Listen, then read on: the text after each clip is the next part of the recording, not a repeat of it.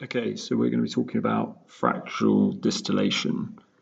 Now, fractional distillation is used to separate crude oil into simpler, more useful mixtures.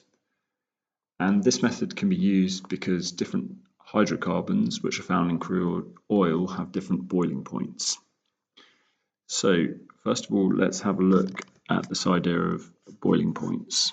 So, if I had a temperature scale here, and at the top of my temperature scale was hot or hotter, and at the bottom of my temperature scale was cold or cooler. Somewhere along this scale I will have a boiling point of a substance. So let's imagine my boiling point for a particular substance is here.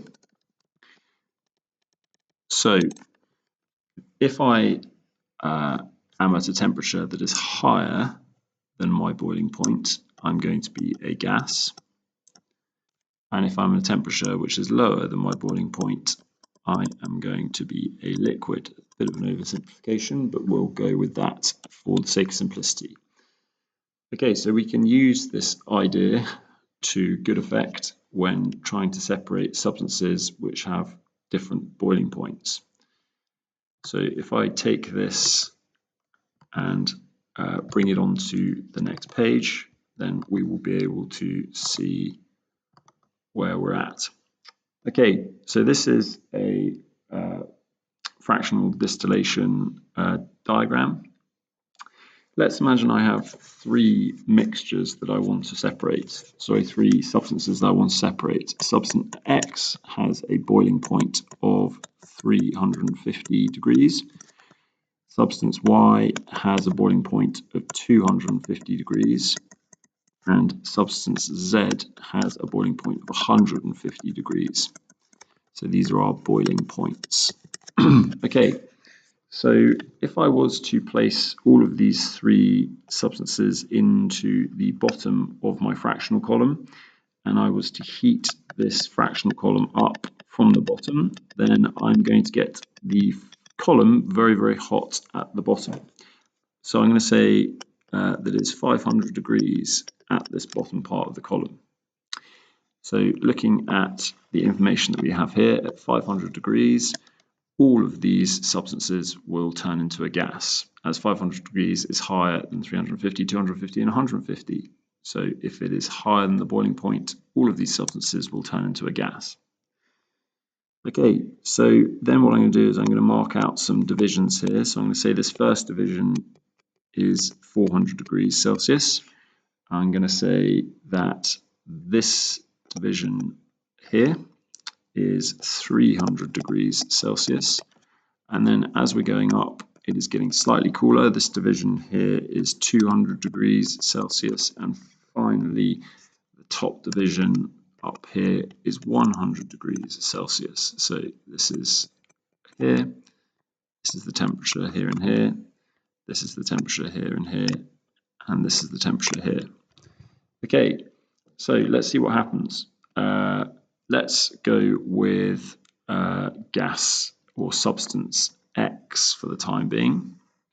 So substance X at 500 degrees is going to be a gas, so it's going to start to rise, and even at 400 degrees is also going to be a gas, so it's also going to start to rise. Then when it hits the marker of 300 degrees, we have now fallen below substance X boiling point.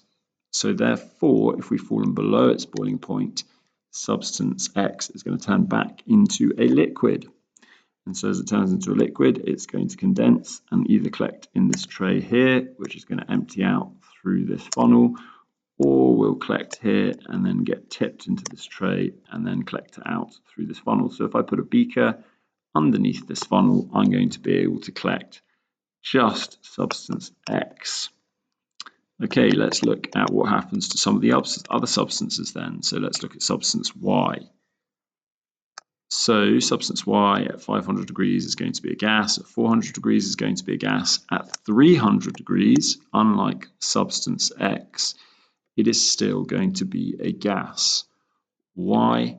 Because its boiling point is 250, so we're currently at 300 degrees, still higher than its boiling point, so we are still going to be a gas. So it's going to continue to rise and will not condense and fall into this beaker.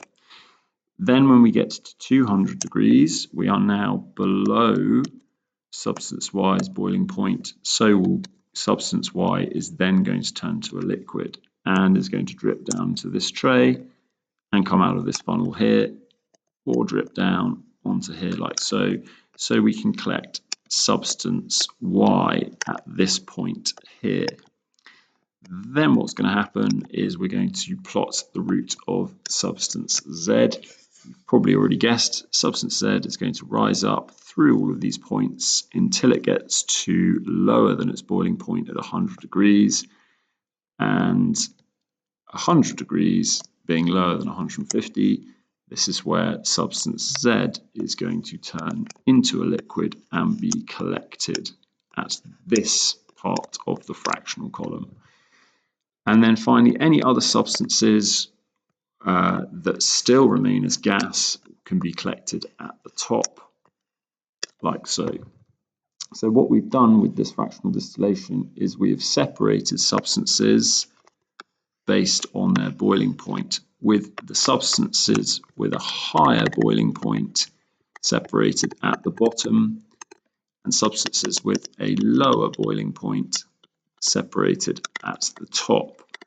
Now, higher boiling point substances tend to be long chain hydrocarbons, hydrocarbons that have many carbon and hydrogens in them, and the lower boiling point molecules tend to be short chain hydrocarbons.